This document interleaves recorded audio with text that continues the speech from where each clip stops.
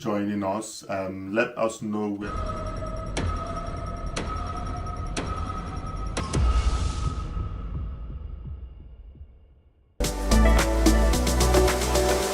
Whenever God wants to transform someone, He introduces a vision.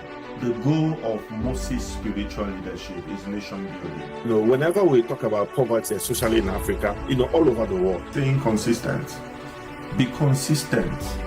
We always equate it to someone having about the impact, about everything that God achieved with Joshua. Some level of personal assets or having money in their bank account. Okay. Yeah, so what it means is that when you actually look at the Bible, especially you have a leader who pursues early success.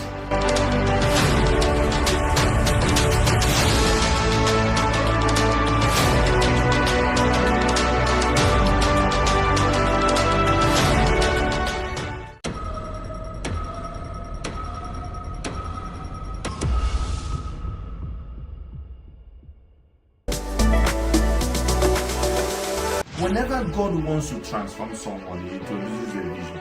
The goal of Moses' spiritual leadership is nation building. Whenever we talk about poverty, especially in Africa, all over the world, staying consistent. Be consistent.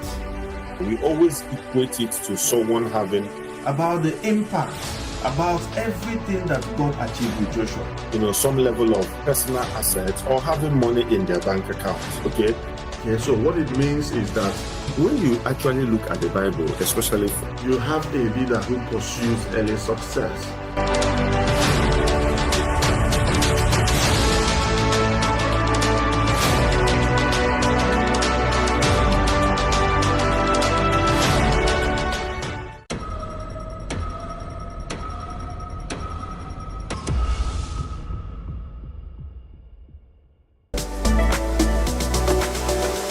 Whenever God wants to transform someone, He introduces a vision. The goal of Moses' spiritual leadership is nation building. Whenever we talk about poverty, especially in Africa, all over the world, staying consistent. Be consistent. We always equate it to someone having about the impact, about everything that God achieved with Joshua. Some level of personal assets or having money in their bank account. Okay. Yeah, so what it means is that when you actually look at the Bible, especially you have a leader who pursues early success.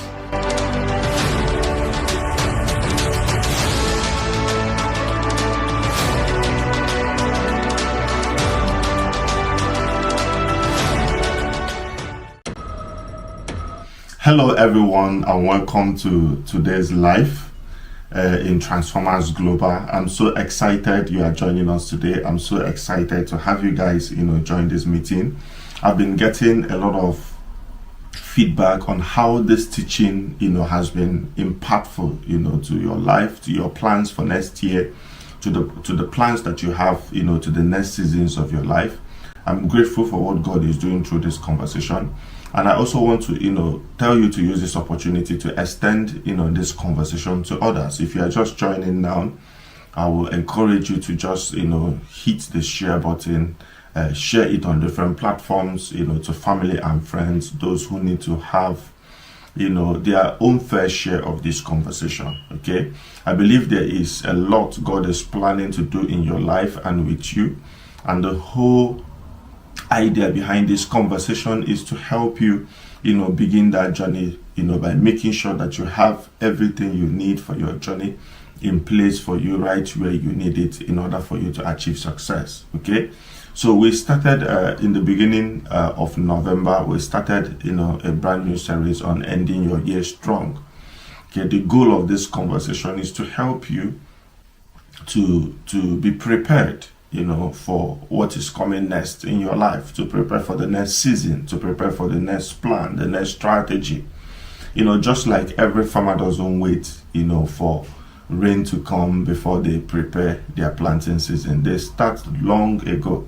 Most times when a particular planting season is ending, the farmer is already preparing for the next. So why we are putting this conversation together is to help you to begin to think of the next seasons of your life, the next years of your life, how you are going to maximize the opportunities, how you are going to take advantage of the success that is already prepared for you. Okay, and today I'm bringing this conversation into closure, and I want to encourage you, if you are joining us for the first time, go back to the previous conversations we've had. This should be our 5th session, so we've had like 4 sessions before today's teaching. I will encourage you to go back to it. There's a lot you can glean from it to help you prepare for your next year. Many of us are going to be having some brief holiday in this Christmas season. This is an opportunity to also tell you and remind you that in between those seasons, you can take some of these teachings, take some of these conversations, listen to it, prepare your heart for what God is doing next year, what God is doing with your life. And I also want to encourage you to, this is a good opportunity to subscribe if you've not subscribed to this channel. And remember, you can also add your comment to what you are learning from the conversation. If you have questions, you can also drop it in the comment box, and then we will be able to answer it in our next conversations, or I can even answer it live. Okay, so thank you for joining. Please go ahead and do that now. Thank you. Okay, tell us where you are joining from. Tell us your name and where you are joining from. Let's know how many of you are with us live today. Okay, so we are still on the conversation, end your year strong, finish this year right, and live next year with total freedom. When we started this conversation, the whole purpose is to help you find clarity, purpose, and then to have an unstoppable result. Okay, I always begin every year with a mindset of achieving things greater, more powerful in scope and in results than the previous year. Okay, and I want you to have that mindset. I want you to look forward to it, but beyond that, I want you to have a plan for it. Okay, the Bible says that the path of the just shines brighter and brighter unto a perfect day. But the brightness of that path is not just based on wishful thinking. It's based on having a plan. It's based on having a solid strategy. It's based on putting yourself in systems that ensure that your result is going to be achieved. So today I'm going to be sharing with you on the topic I call designing your best year yet. Okay, your year is coming. 2026 is around the corner. Okay, the next few years of your life is also around the corner. I want to have a conversation with you that can help you be in a place where you can design the next year, the next seasons of your life, to the expectations that you have in your heart, or to the dreams that God have placed in your heart. When I was preparing for this conversation, one of the scriptures that came into my mind, is the book of Genesis 27, verse 40. I'm going to read for you. Okay, so a background story of it was when Esau came to his father to request for a blessing. Okay, but Jacob had already taken the blessing. Okay, and Esau was trying to persuade the father, is there no more blessing left for me? Is there nothing you can do for me? Okay, and what happened was that Isaac was telling him, no, I have already blessed your brother. He's already blessed, and there's nothing I can do about it. Okay, so what Esau now did was to persuade his father, to at least say something, to just give him something. You can't just leave him empty-handed. So in Genesis 27 verse 40 was when Isaac was now responding to Esau. And I said, you will live by your sword and you will serve your brother. But when you decide to break free, you will shake his yoke off your neck. Okay? One thing that is key to me here is, he said, when you decide to break free, you will shake his yoke from your neck. Okay, so key things there is decision. Okay, decision for what? Decision for breaking free. And then what happens is that it says that success is guaranteed. When there is a decision to put your life in a place where you want it to be, success is guaranteed. Many of you, depending on where you find yourself, oftentimes you find ourselves where life has sort of conditioned us. Okay, maybe your parents you have, the place you grew up, the school you went to. There are different things that makes us feel that we are a nobody, or we don't have the right contact, or we don't have the right money, or we don't have the right things for us to be successful. So you find yourself in a place where it looks like your environment, where you are coming from, your social class, has given you some kind of conditioning that makes it impossible for you to dream, that makes it impossible for you to, begin to aspire greatness or to think of doing things differently. Okay? One thing I want to tell you from the scripture that we have read is that you can make a decision to break free and you can be guaranteed for success, irrespective of any conditioning where you find yourself, irrespective of the situation surrounding your life, of where you are currently. You can still have your best year. You can still have your best seasons, because life is a design. Okay? Life is a design. God spoke to Joshua in the book of Joshua chapter 1. He said, "This book of the law shall not depart out of thy mouth, but you shall meditate on it day and night." He said, "For then thou shalt make your way prosperous." So you see that decision is very key. Okay? And when I'm talking about decision, I'm not just talking about New Year resolutions. Okay? Many of us make New Year resolutions. That's a good place to start. You review your life. You say, okay, this year, these are the things I want to do. These are the things I want to accomplish. That's the place to start from. Okay? But sometimes New Year resolutions become mere wishful thinking, because there is no goal, there is no plan, there is no system to sustain the things that we have in our hearts to do, and that is why many of us don't accomplish the results that we are looking for. Okay, so today I'm going to show you how to go beyond New Year resolutions, how to go beyond just mere wishful thinking, to designing the life that you want, to designing the life that you truly deserve. So you are either building intentionally, or you are intentionally accepting the conditioning. And that is the question I would like you to answer today. Are you just accepting the conditioning? Are you just accepting where you are, to be where you should be?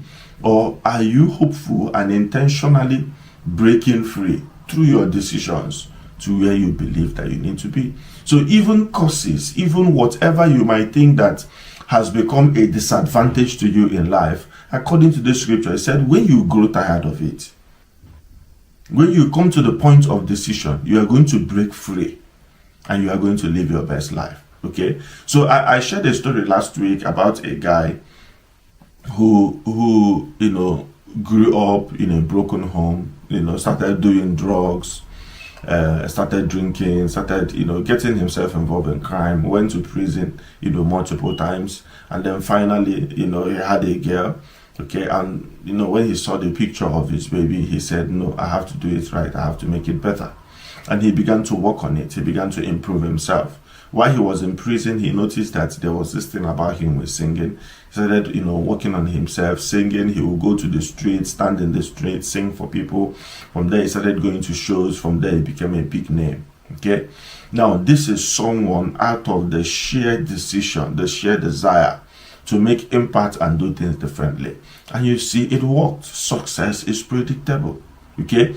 Now, most times, especially as Christians, there is this thing about waiting on God, or hoping that God is going to do something, or hoping that God is going to, make things happen for us, or know that God has our life figured out. Yes, I agree. But there is also the power of decision. There's also the power of choice. There's also something God has placed inside you that has the power to design or to create or to move you from where you are to where you believe you need to be. Okay? And that is what I believe many of us are not fully taking advantage of. There is a force in you, there's a creative ability in you that is connected to your human will, your desire, and your decision that moves you from any kind of conditioning to where you believe you are supposed to be in life. Okay? Now, this guy, when I was listening to his story, we said that sometimes he felt that, there's a demon when he was struggling with depression, when he was battling all kinds of thoughts. He said that sometimes it feels like there's a demon speaking to him, or there's a demon, speaking to his heart. But one thing that was very, very powerful was that he persisted, insisted, continued on the path of his success until what happened? Until he delivered the dream. It is possible. Most times, what many of us who are spiritual are hoping is that something, spiritual, something powerful, something miraculous will just happen and our life will change. We forget that God has given us all choices. God has given us all desires so that we can push through, pull through, and become all that God wants us to be. Okay. So today, quickly, I'm going to show you, things that can help you, to begin to grow on purpose and not by accident. Life is not designed for you to grow by accident. Life is designed for you to grow on purpose. Okay, and which is what, why you find very few people becoming successful, because only few people want to do things purposefully. Few people want to do things intentionally. Okay, why many just sit down, hope that things are going to be better. I don't just want you to sit and hope that your next year is going to be better. I want you to see it that through intentional action, through purposeful thinking, you can begin to move yourself, to where you want to be. Okay, so this session is not just about New Year resolutions. They are good, but they are not enough. Okay, it's about helping you to have clarity, to design systems, and for you to be able to measure your quality outcomes. Okay, so one thing I want to say, before we move into this, is that your results are a reflection of your systems. Okay, so build a plan, and the plan will build your future. Okay, so it as a result of a carefully organized system, a carefully organized plan. If there is no plan of action, if there are no systems in place, to ensure that the things that you are desiring, the things you want to accomplish, happens, nothing will happen. Okay, you are just going to wake up and you discover that your life is not moving where you want it to be, even though you wish for it to go, in a separate direction. It requires a system, requires intentional action, and you need to build a plan. Okay, so why most people don't achieve their goals? What are the reasons why most people don't achieve their goals? The first one is that resolutions are rooted in emotions and not clarity.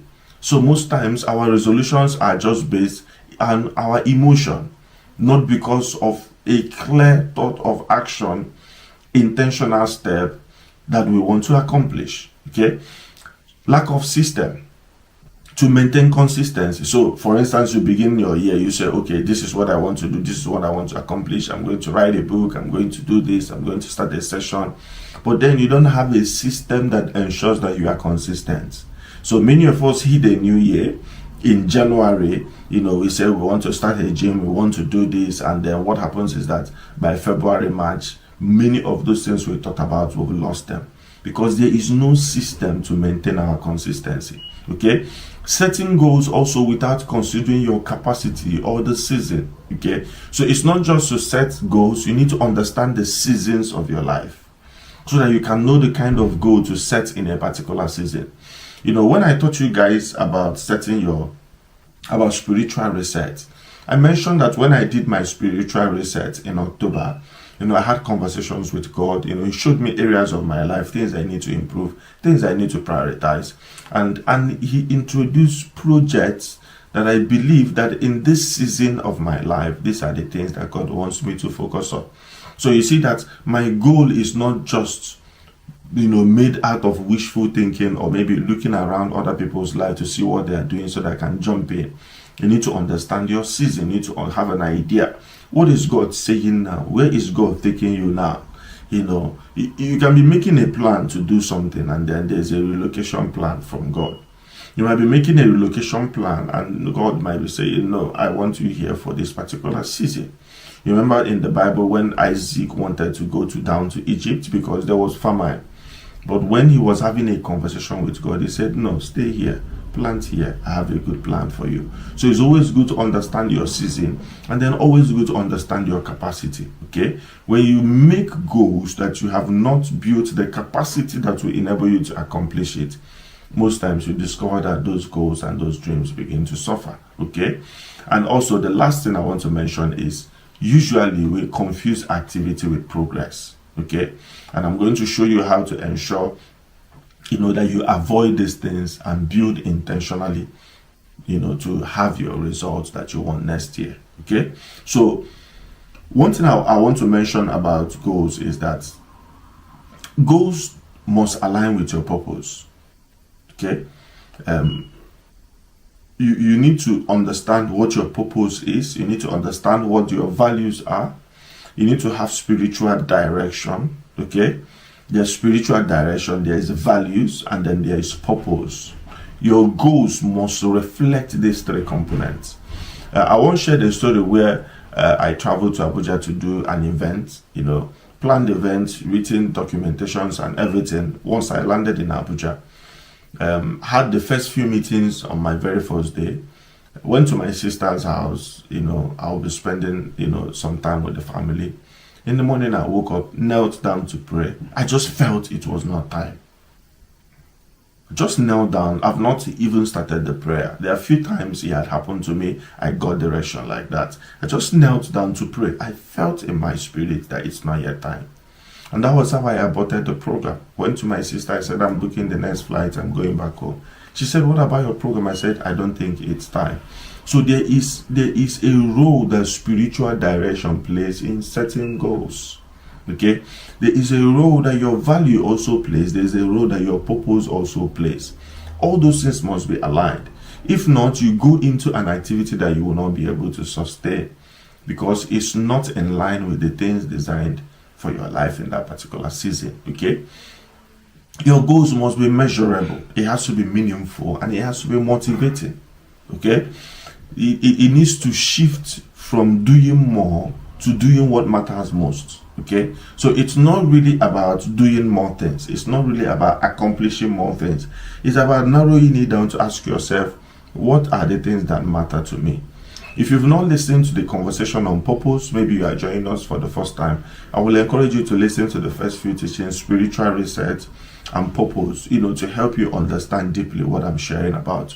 You need to look at what matters most. You need to prioritize what are the significant things in your life and not just thinking of doing more. Okay, you don't need to start more businesses. You don't need to create more ideas in order to make income. Okay, all you need to do is to understand how what you are doing now can be a pathway to accomplish every other thing you want to accomplish. Okay, you need to also understand how to filter your goals. Okay, and you must make sure, this is very, very important, when you are filtering your goals, ask yourself, am I doing this from clarity or am I doing this from comparison? Okay, I found myself where I saw that what is driving me towards a course of action is because I saw what other people are doing.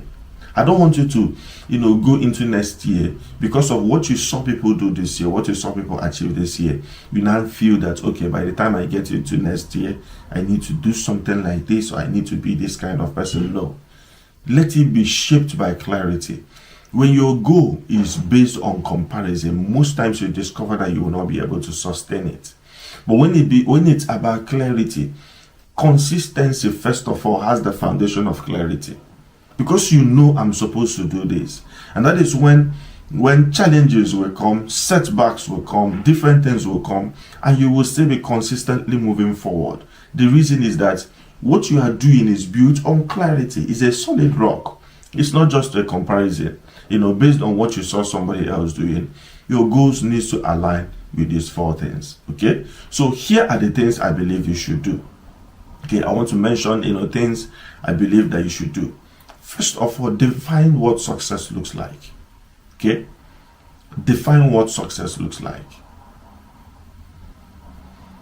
I'm not saying define what to do. Just define what success looks like. Okay, so when you enter next year, what do you imagine success to be? What do you imagine, your accomplishment to look like? Okay? Here, people usually talk about a vision board. Okay? Design a vision board for your life. What are the things you want to do? What are the things you want to accomplish? Sit down, find pictures. Okay, I've done vision boards and I can tell you it works. Okay, I don't do it and then look at it every day or every morning the way people do it. I just do it and file it. Usually I file mine. Okay, initially when I started, it's about printing it, putting it where you see it and all that. But I've realized that it's not just printing and putting it where you see it. Okay, you can print it and put it where you see it, and then you can pass that picture every morning without noticing it existing.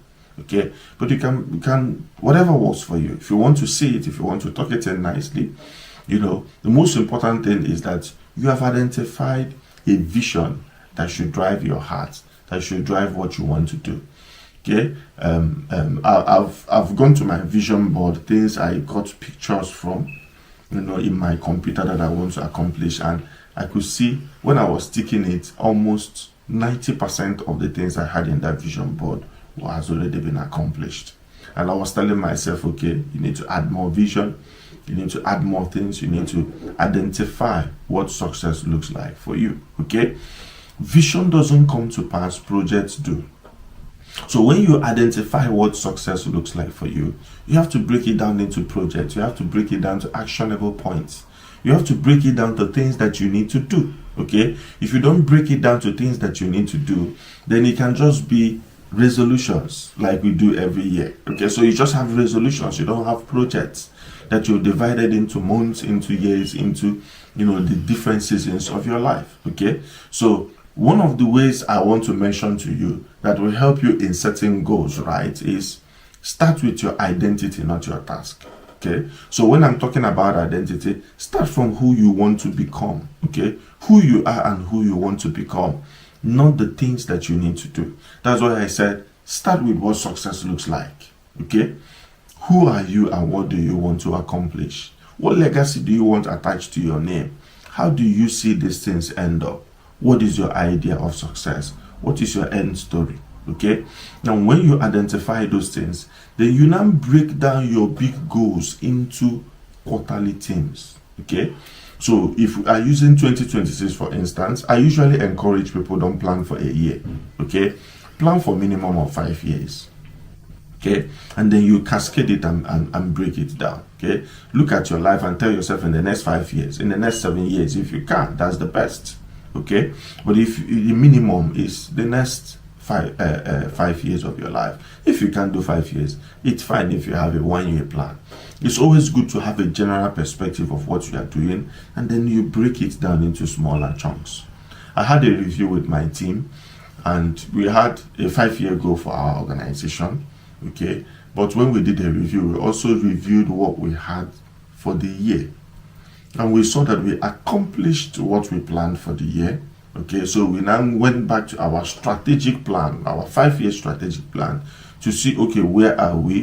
What are the other components we need to put in place so that we can now bring it into 2026? Where do we make an adjustment? Okay, so it was why we are thinking about that. We are moving people from their position. We say, okay, you are here, you need to, move up. And we are thinking who to promote, we are thinking who to readjust, we are thinking. So all those aspects of strategy was first of all based on us understanding the vision, understanding what success looks like. Okay, and then we did more recruitment, we brought in more hands. We say, okay, we need to expand this, we need to create this initiative, we need to put this in place. All those things were as a result of us trying to break down into yearly goals the success that we are creating. Okay, identify 3 to 5 impact goals. Okay, don't just have small things, a lot of things that you are doing. You are doing this, you are doing this, you are going here. Identify, find 3 to 5 impact goals. Okay, the 80-20 rule says that 20% of the things you do give you 80% of your results. So the goal is to find out what are those high impact goals that you can call the 20% of what you are doing that gives you 80% of your results. Okay, and then ask yourself, what is the commitment I need to create around this vision, around this goal, in order to keep my motivation going in the next coming days. Okay, there's going to be sometimes you're going to wake up with low motivations. There are sometimes I've woken up in the morning and I tell myself I shouldn't be doing this. I tell myself, why are you doing this? Why are you wasting your time with this? Those low moments will come, but what keeps it alive is your personal commitment. Sometimes have a commitment note that you have written to yourself concerning why you are doing. I also encourage people, ask yourself why you have started. So in my notes, when I'm starting a project, I usually write why I'm doing that, what is meant to achieve. These are good ways of bringing back your motivation. So when you go back to those notes that influenced why you are doing what you are doing and why you started. It helps you to be reminded of the vision, what you are trying to achieve, the goal, why you are pursuing what you are pursuing. So when the low moments are there, you now find an opportunity to pick yourself up, okay? And then from there, you can now design a 12-month plan, okay? Your plan should, of course, include your spiritual priorities, okay? It should include your purpose priorities. We've talked about it. It should include your relationship priorities. Okay, we discussed this in our third session. So if you missed that, I'll also encourage you to go back and talk about and listen to that on the power of relationship. Then it should your personal leadership priorities. Okay, your personal leadership priorities is talking about your habits, your identity, your discipline, and of course your productivity priorities. What systems are you going to use? What tools do you need? And then what routines do you need to set up? So develop your plan should identify these 5 core components of your life: your spiritual priorities, your relationship priorities, your purpose priorities, your personal leadership priorities, and then your productivity priority. They are very, very important. Okay. Now, the next thing I want to say is that you now have to build systems. So after you have set a goal, to make sure that your goal is not mere New Year resolutions, you have to now build systems that will support that goal. Okay. So no matter how powerful your vision is, it will die without a personal system. You need a personal system, a system that makes your dream work. Okay, growth is sustained by system. You see life, everything you see in life that works and grows is sustained by a system. So if you have a vision, you have a goal, you have things you want to accomplish, but you don't have a system around it, what happens is that when you lose motivation or when you have other things competing, with your attention, you are likely going to lose the eyes, from your goal. Have you ever started something? Or you told yourself you're going to do something, and after 2 months you realize that you just stopped doing it, you're no longer doing it. There was no system behind it. It happens to everybody. Your brain just keeps packing it by the side, and other things that are seeking your attention comes to the front. The vision is forgotten, the things you want to do is forgotten, because you did not put any system around it. Okay. So when we talk about system, we are talking about a structured routine or habit designed to help you live purposefully. So I've identified what that purpose is. Then there is a structured routine or habit that ensures that I keep doing that. Okay. So it can be an accountability system. It can be, things that you have, put together to make sure that you continue on that path till you deliver your results. Okay, the invisible engine behind visible results is systems. Systems. Okay, so they are that invisible aspect of your results that makes your result what it is. Okay, so your system is what is what I call the strategy for sustainability. You want to sustain anything that you are doing, put a system around it. Okay, so James Clear made a statement that I would want to mention to you guys. He said, you don't rise to the level of your goals, you fall to the level of your systems. So many of us have goals, many of us have big dreams, but you don't rise to your goals, you fall to the level of your system. That means you must constantly ask yourself, for every goal that you set, for every dream in your heart, what system am I putting in place to make sure that I achieve them? Okay, so systems create rhythm, it creates focus, it creates discipline. They help you automate success and reduce decision fatigue. So you don't need to wake up and ask yourself, what do I need to do? Already your days are planned. From morning to evening, you already know what to do. You already know what to do next week. You already know what to do next month. So you are not waking up to decide what to do. You are waking up to get involved in a system designed already to push your goals forward and help you to accomplish your dreams. Okay, so systems help you stay transformed. Okay, transformation is not just something you attain. Transformation is something that happens to you every single day. You are growing, you are changing, you are becoming better, and you need system in place to make it work. Okay, so there are 4 systems every high performer needs. There are 4 systems If you're going to be a high performer, if you're going to be accomplishing great things in your life, there are 4 key systems that you need. First, you need a planning system. Okay, your planning system is going to outline your daily focus, your weekly priorities, and your monthly goals. Okay, I will also encourage you. I have a full teaching, transform your life teaching, a full 5-part series that is on our YouTube channel. I will encourage you, to go back and listen to that. Okay, it starts, from the first session, and it helps to identify some of the things I'm mentioning to you, and it broke it down. There's also a workbook attached to it, which is available. When you go to the video, I explained how to use the workbook, and I also provided a link for you to go and download the workbook free of charge. Okay, so you don't need to pay anything. It's completely free. Okay, and it's broken down. How do you use this planning system to make your life effective? Okay, so when you have your monthly goals, you say, okay, this month, these are the things I want to achieve. You break it down into weeks. Okay, so if I want to read a book for a month, for instance, I can ask myself, okay, every week I need to read 2 chapters or 3 chapters.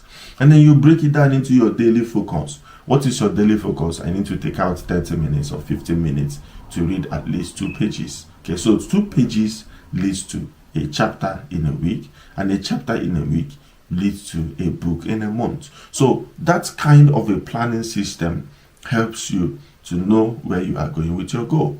The second one is you need a productivity system. You need a productivity system. What are those productivity systems? First is time blocks. Time blocks. Don't use every time for everything. Have a time for work. Have a time for leisure. Have a time for visiting friends. Have a time for engaging in social media. Have time blocks. So what time blocks helps you to do is that it helps you to have a particular focus at a particular point in time.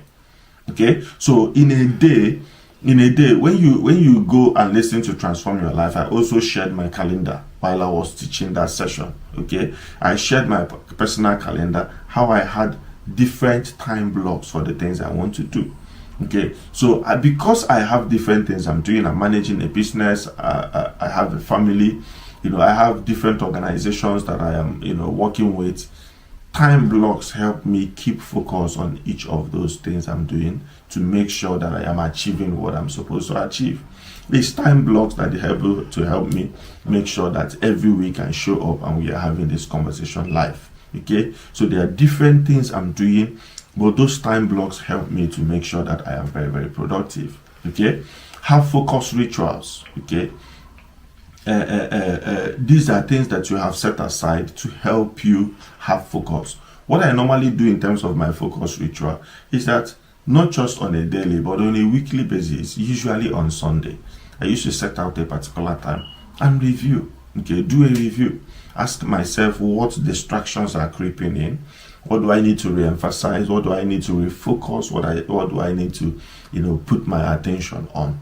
So that focus ritual every Sunday helps me to make sure that I am in alignment. I am focusing on the things I need to focus. And whenever I miss it, once I come back to that particular time and day, I recover from the things that I am doing or the things that I have said I'm supposed to do that I'm not doing. Okay, and then also have deep work habits. Deep work habits are have certain times that you have set aside to immerse yourself in the work that you are doing. You might be putting the phone by the side. You might be, cutting off, things that can be distraction, and then you focus deeply on what you want to achieve. Okay. Have an accountability system. Okay. Your accountability system can be a mentor or coach that you have, periodic check-ins. It can be once in a month check-in. It can be once in a week check-in. I have people I mentor, that I have in a group where there is a periodic check-in. We are also designing an app. I call it a leadership dashboard that can help you have a system of check-in, with a mentor to see the activities that you are doing, and working on, and they can also be, mentoring you, using the app. Okay. Accountability system also helps to keep you in check. Peer accountability. So it must not be from a mentor. It can be from your friends. It can be from people who know you. And once in a while, you guys, sit, talk about the things you want to do, things you want to accomplish. Then you meet again, even if it's after 6 months. Okay, I have a friend, we talk periodically. but it's almost like a check each time we talk, because it prepares you, and keeps you in check. Okay, you said you're going to do this. How far? How is the project going? That way it keeps you accountable. And then look at metrics. I'm going to talk about metrics later. Okay, look at your metrics. It helps you to track consistency. I'm going to talk about this. And then the fourth one is that you need a renewal system. Okay, so you need to ask yourself, how do I rest? Okay, your renewal, you need rest. You need reflection. How do I reflect? When do I reflect? So you need a system put in place for that. And then you need a celebration. Okay, so what is your way of celebrating success? What is your way of celebrating your accomplishments? You need to put it in place. And then the last thing I want to mention to you before we go, I said I'm going to show you the things to do. First is that you have to have a goal. Okay, have a goal. Second one is build a system around your goal. Then the third one I want to mention to you is that you have to measure what you do. The result of your daily system, choices, and disciplines, that's what you measure. Okay, so if you are saying I want to read a book, are you measuring the impact of that book that you are reading and how you are reading it and whether you are getting the results? So if you say you are going to read a book in a day, by the second week of the month, for instance, you should be able to measure, how far have I gone? Am I still going to be able to reach my goal? Sometimes things happen, sometimes things you didn't plan can take you off your track. Measurement helps you to know how to recalibrate, where to improve, what to remove, and what to get better. Okay? When you measure, you also ask yourself, what is the fruit of the things I'm doing? Am I seeing the results? Okay, so measurement is trying to track the evidence of the transformation. Okay, the evidence of the change, the evidence of the things that you are trying to do.